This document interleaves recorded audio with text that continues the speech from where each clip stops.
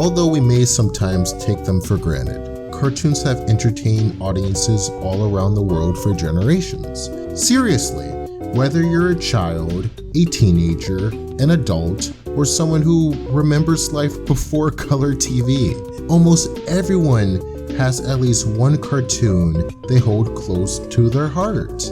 And what's fascinating about cartoons is how many different ways they can actually work.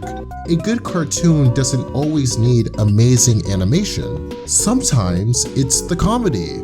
Sometimes it's the writing. Sometimes it's just the characters.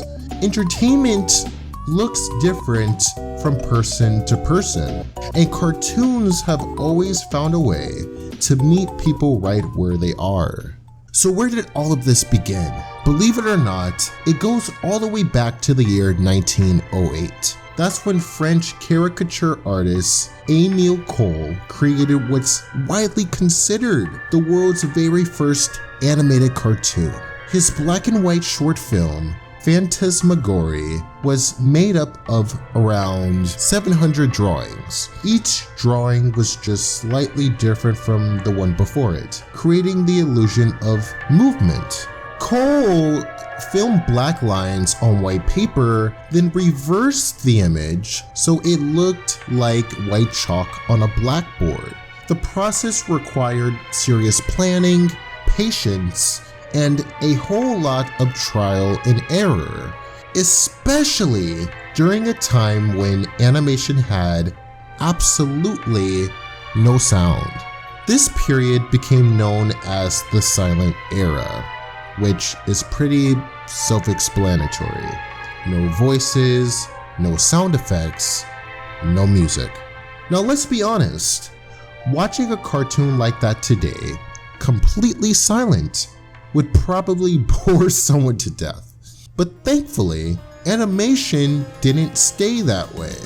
In 1928, Walt Disney completely changed the game with Steamboat Willie. This was one of the early Mickey Mouse cartoons, and it was the first to feature a fully synchronized soundtrack. For the first time ever, sound effects and voices were printed directly onto the film.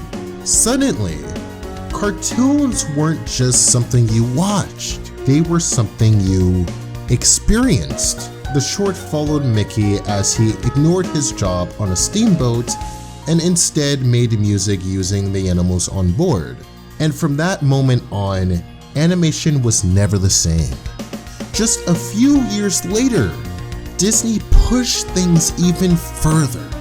In 1932, Flowers and Trees became the first animated short to use the full 3-color Technicolor process. It was so creative that it won an Academy Award. And from that point forward, color animation became the new standard.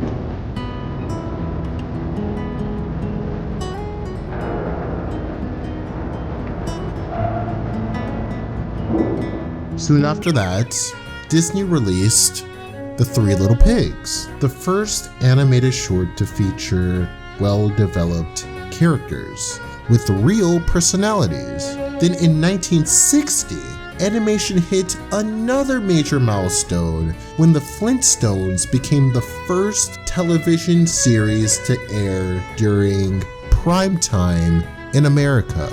At that point, cartoons weren't just for kids anymore. From there, animation continued to grow in all kinds of directions. New techniques were introduced, including stop-motion animation, where objects were physically moved frame by frame to create motion.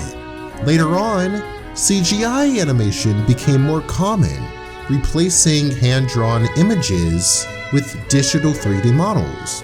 And in 1995, Pixar's Toy Story became the first fully computer-animated feature film. Though some would argue, myself included, that 2D animation is pretty underrated and I wish it would make a comeback, at least in America. Alright, now think about that for a second. What started as simple drawings trying to move evolved to something greater.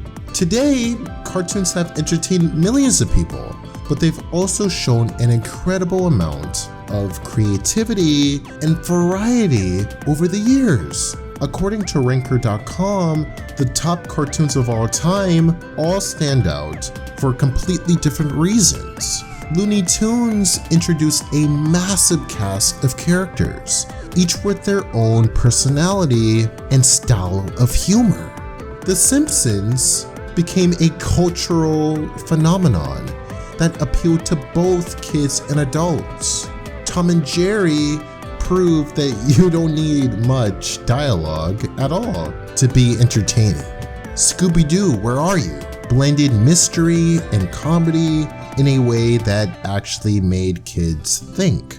And SpongeBob SquarePants, especially during its prime, stood out for its originality and unforgettable humor. Every generation of cartoons has taken inspiration from the ones that came before it. And when we look at cartoons today, modern animation shows and films, we can clearly see how much the medium has grown. And technology is better. The storytelling is deeper. The styles are constantly changing. But this kind of evolution isn't random.